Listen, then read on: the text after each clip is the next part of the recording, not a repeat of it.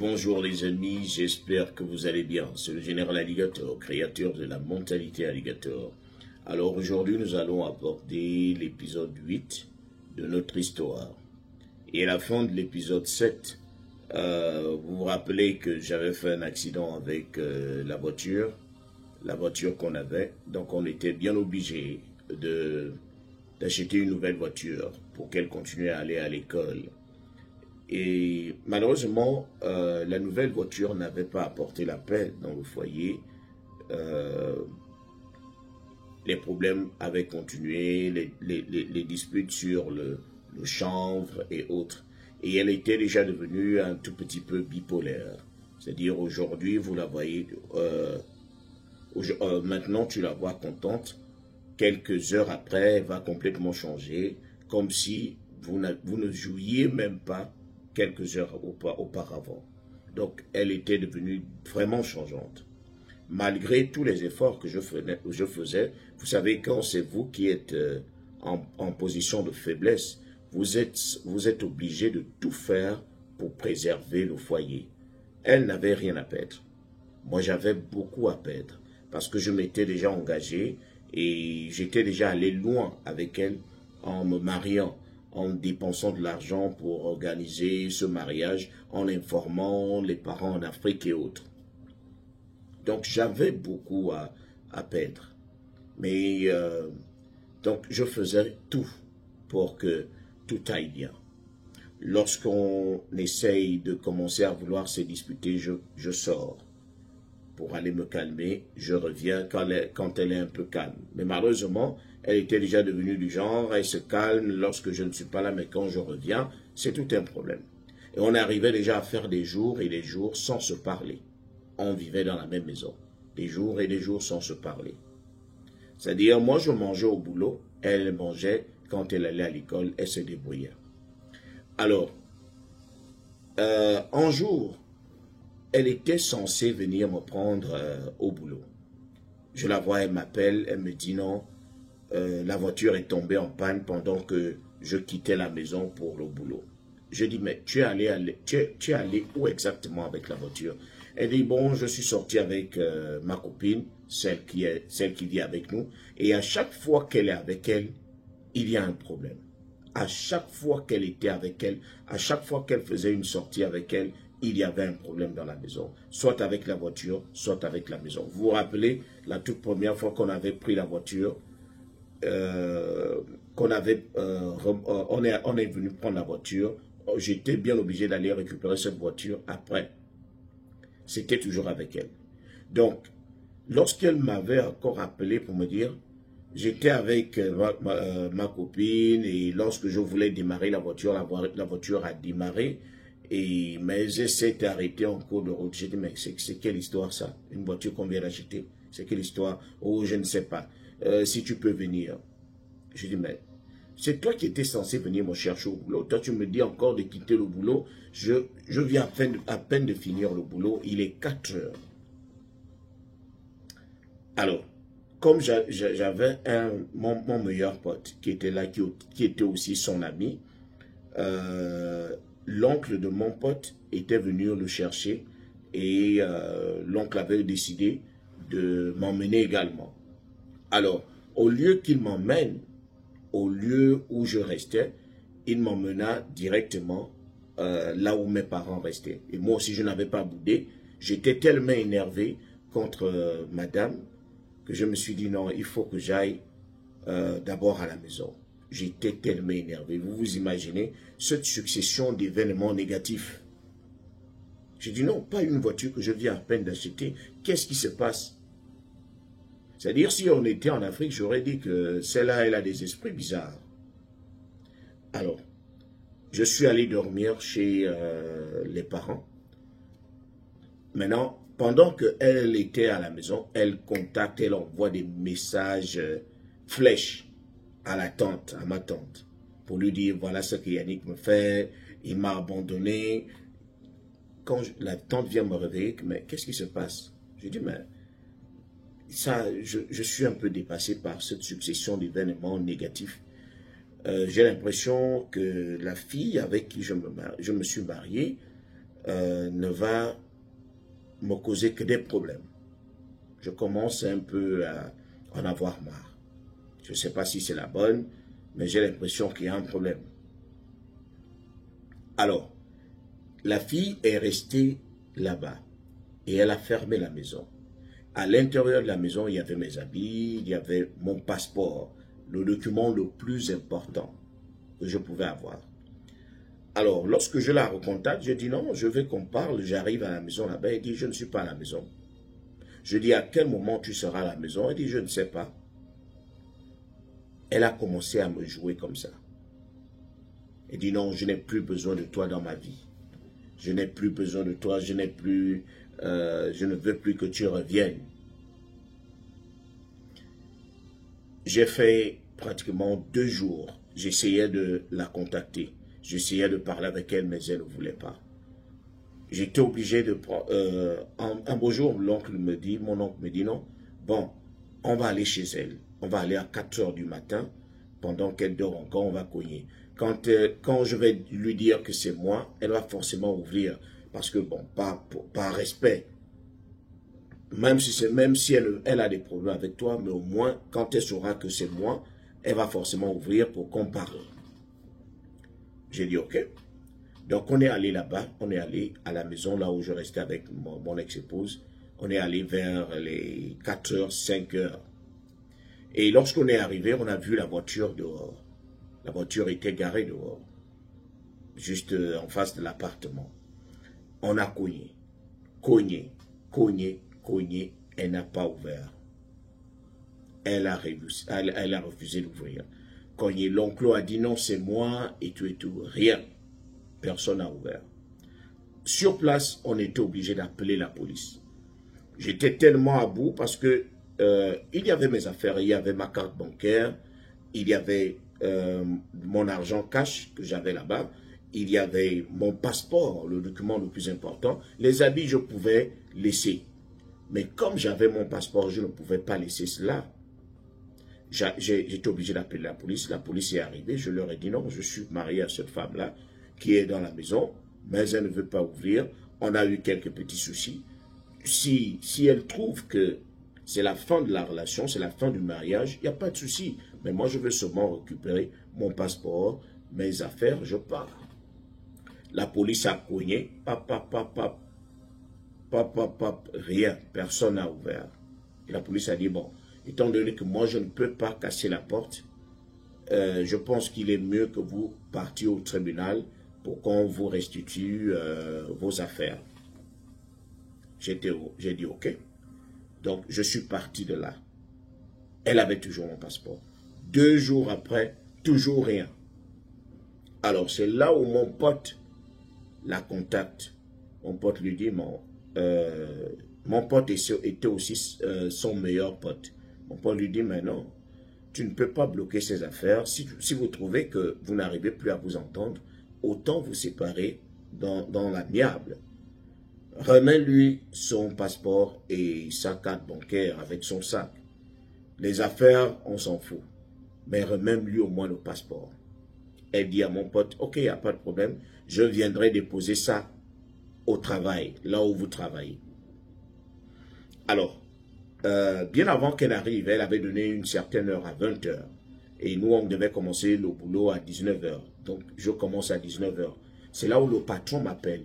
Le patron me voit un peu triste. Il m'appelle, mais je ne vois plus ta nana ici. Elle ne vient plus te rendre visite, elle ne vient plus te prendre. Qu'est-ce qui se passe? Je lui raconte l'histoire. C'est là où il me fait asseoir, il me dit, bon, si tu veux un conseil, lorsqu'elle va arriver, va dehors. N'accepte pas qu'elle remette le sac à ton pote. Toi, va dehors et va lui demander pardon. Je lui dis, mais je vais lui demander pardon, pourquoi? Il dit, non. Moi qui te parle, je suis passé par là. Il me raconte son histoire. C'est là où son histoire m'émeut également. C'est-à-dire, il me dit, moi, quand je suis arrivé ici, je me suis marié à une Américaine, mais qui m'a fait saigner, qui a fait en sorte que je transpire même dans les yeux. J'ai dit, mais racontez, il me dit non. Il dit, à chaque fois que je gagnais mon argent, je lui remettais tout. Tout simplement parce que je ne voulais pas qu'il y ait des problèmes entre nous deux. Mon objectif était quelque chose. Il fallait que j'obtienne quelque chose. C'était ça mon objectif. Il me dit non, vous êtes déjà marié. Tu es déjà au milieu du trajet. Si tu fais marche arrière, tu aurais tout perdu. Donc, je pense que cela ne te coûterait rien à avaler ta fierté et aller lui demander pardon. De dire que c'est toi qui as tort. Accepte le tort. Dis-lui que c'est toi qui as tort. Elle a raison sur toute la ligne. Tout simplement parce que tu veux la paix entre vous. Tu veux que tout se reconstruise. Et j'avais pris son conseil à la lettre. Lorsque la fille est arrivée, je suis allé dehors. Elle a commencé à bouder. Non, non, non, je ne veux pas te parler. Je l'ai bloqué contre la voiture. J'ai dit, bon, regarde-moi dans les yeux. Dis-moi exactement si tu veux que la relation, que notre mariage prenne fin maintenant. Elle n'a pas pu me regarder dans les yeux. Elle me dit, non, tu m'embêtes trop. J'ai dit, oui, je suis d'accord. J'ai tort sur toute la ligne.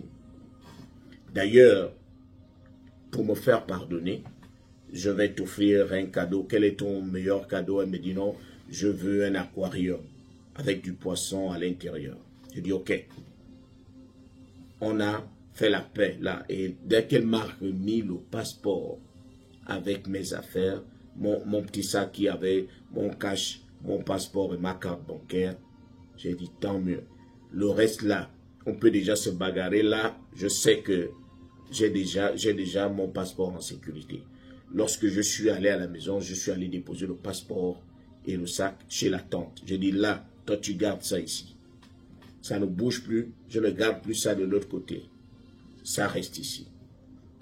Alors, je suis allé dans là où on vend du poisson, du poisson vivant avec des aquariums. J'ai acheté un aquarium. Elle a même donné des noms à ces poissons.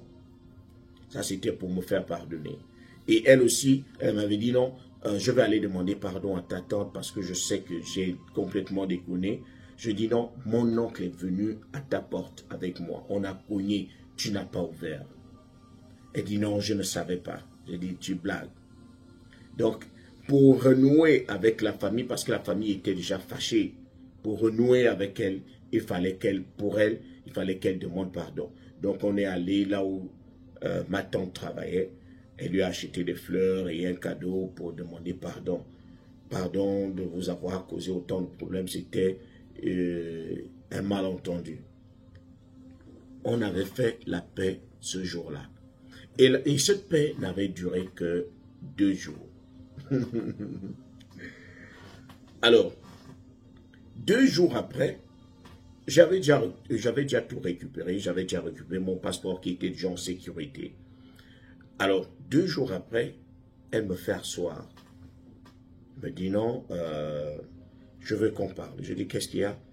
Elle dit non, en fait, je veux être honnête. Je ne sais pas, je t'aime beaucoup, mais j'ai l'impression que peut-être qu'on est allé un peu plus vite dans notre mariage. On n'a pas eu le temps de bien se connaître, de bien... Et elle était entêtée également par... Elle était entêtée par sa grande sœur.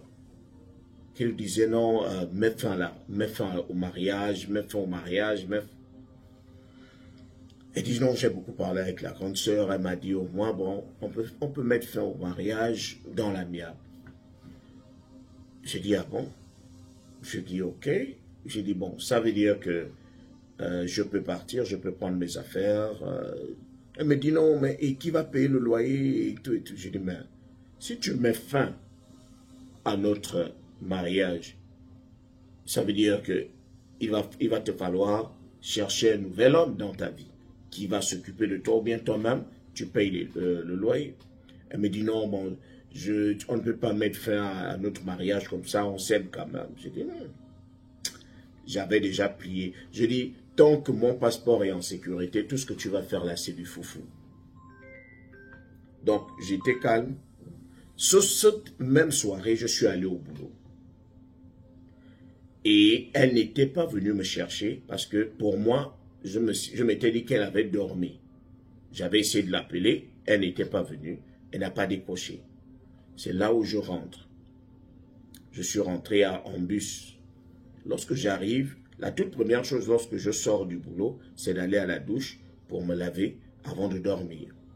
Et lorsque je vais à la douche, je remarque que je cherche ma brosse à dents. Où est ma brosse à dents? Ma brosse à dents est toujours à côté de la sienne. Je la fouille, je la fouille, je la fouille, je ne trouve pas. Je dis bon, je me suis seulement lavé, je me suis rincé la bouche et je suis allé dormir. Le matin, je me réveille, je dis ben, je ne sais pas pourquoi j'ai cherché ma brosse à dents hier. Je repars dans la douche, je fouille et je trouve ma brosse à dents dans la commode. C'est-à-dire les petits tiroirs qui sont juste en bas de la bassine où on se rince la bouche. Donc, je trouve ma brosse à dents dans la commode. Je dis, mais qu'est-ce que ça fait ici, seul? Je n'ai jamais mis, on ne met jamais les brosses à dents en bas, on met toutes nos brosses à dents ici. Après, je me suis dit, mais peut-être qu'il y a eu quelqu'un, elle a reçu la visite de quelqu'un et elle n'a pas voulu montrer à cette personne qu'elle vivait avec son mari. Et la présence des deux brosses à dents montre que, surtout ma brosse à dents était bleue, ça montre qu'il y a un homme. Je dis, elle a certainement, elle n'a pas voulu montrer à quelqu'un qui était venu lui rendre visite qu'elle était mariée. Et lorsque j'arrive aussi au salon, la photo de mariage qu'on avait était couchée. Donc je dis, je suis allé la réveiller. Je dis, dis-moi un peu, qui était ici? Elle me dit, comment ça qui était ici? Je dis, non, j'ai l'impression que quelqu'un t'a rendu visite. Elle me dit, personne ne m'a rendu visite. Je dis, non, tu ne peux pas me faire ça. Je suis un ancien, je suis quand même un alligator.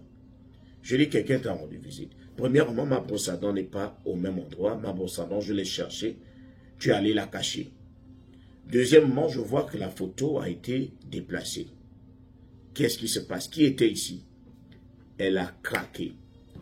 Oh, mais ça c'est quel mariage où on me soupçonne de tout et de rien? Je ne peux pas. Non, non, non. Je vais appeler la police. Il faudrait que tu sortes. Il faudrait que tu partes. Ce mariage-là doit prendre fin. Je dis, tu es sérieuse là? Je dis, je te fais des reproches et tu trouves que c'est mettre fin à la relation qui est la solution?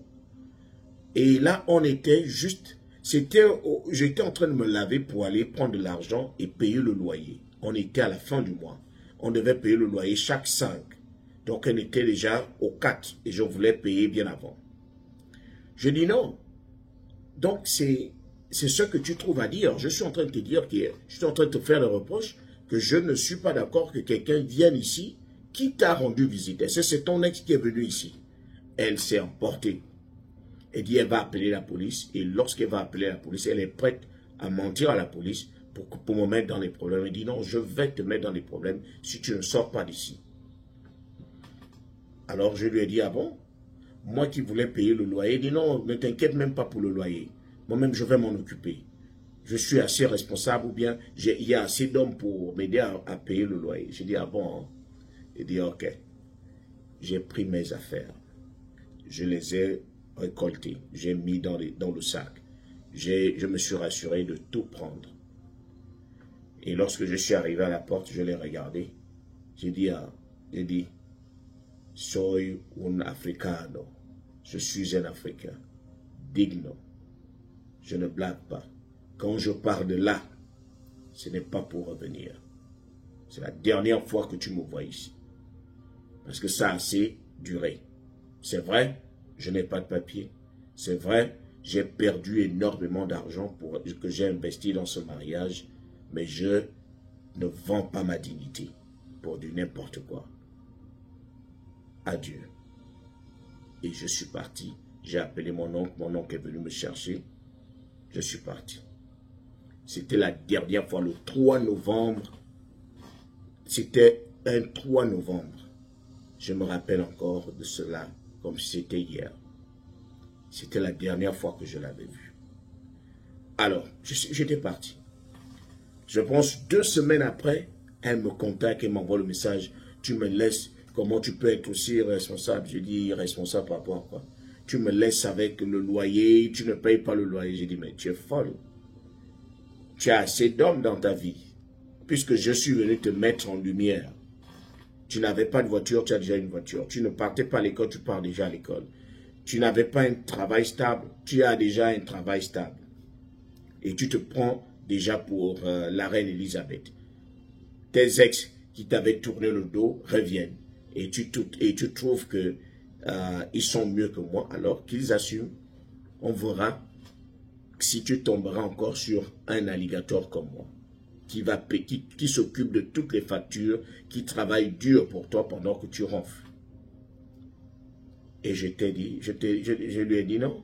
Je t'avais dit que je n'allais pas revenir. Jamais. Elle s'est plainte. Et le 1er janvier,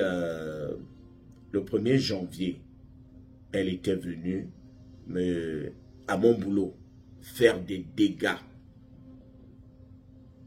C'est-à-dire, elle m'avait déjà cherché, elle ne me voyait pas. Elle pensait que j'allais revenir. Mais je n'étais plus reparti.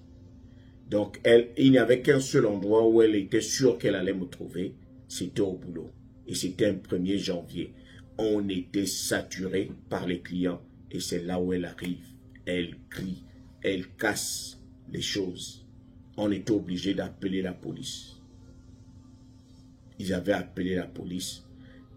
Et elle était revenue, elle voulait se battre. Donc elle était directement rentrée dans le restaurant. Elle est venue me trouver en cuisine pour se battre. Et vous connaissez, moi j'avais une personne qui me protégeait énormément, c'était la Marocaine, la jeune petite Marocaine et belle Marocaine. Elle me soupçonnait de sortir même avec elle. Donc la Marocaine est venue se placer au milieu, elle m'a dit non, ne te bats pas avec elle. Si tu la touches là, c'est fini. Elle veut seulement que tu la touches pour que la police vienne t'arrêter. Je connais ta situation, moi je ne vais pas la laisser ici te faire ça. Donc on l'a repoussée jusqu'à l'extérieur et la police est arrivée, la police l'a saisie. On l'avait emmenée et j'étais parti à la maison ce jour-là. C'était la toute dernière fois que je l'avais vue. La toute dernière fois que j'avais vu mon ex-épouse. Le reste du temps, c'était juste au téléphone. C'est-à-dire, puisque elle n'avait pas pu payer le loyer, on l'avait expulsée. Et elle était obligée de repartir chez elle à Massachusetts, chez ses parents. Parce que elle ne pouvait plus supporter le loyer, n'avait même plus quelqu'un capable de payer le loyer. Donc les parents l'avaient appelé pour dire, mieux vaut tu viens ici. Et sa grand-mère m'appelle, elle me dit, bon, en tout cas, j'ai vu qu'elle a voulu toi, tu es un garçon bien, mais c'est elle qui n'est pas stable. Elle aime les voyous. Donc, mieux vaut tu la laisses partir. Prends ton chemin, il n'y a rien. Donc, j'avais décidé de faire chemin à part. Et dans le prochain épisode, nous allons parler du début de mon divorce. Et là, c'était 1 mois après la célébration du mariage. Le mariage s'était passé au mois de décembre, au mois de septembre, et vers novembre, c'était déjà fini. Fin octobre, début novembre, le mariage était terminé. Séparation de corps. Et oui, je suis passé par des moments difficiles. Et je ne suis pas le seul. C'est pas que mon histoire est tellement spéciale, mais chacun sait à quel point il a transpiré. Il y a beaucoup d'autres personnes ici aux États-Unis qui ont vu pire que moi, ou qui sont même en train de passer par les mêmes moments difficiles. Parce que ce n'est vraiment pas facile d'être marié avec quelqu'un alors qu'on n'a pas de kaolo. Vraiment pas facile.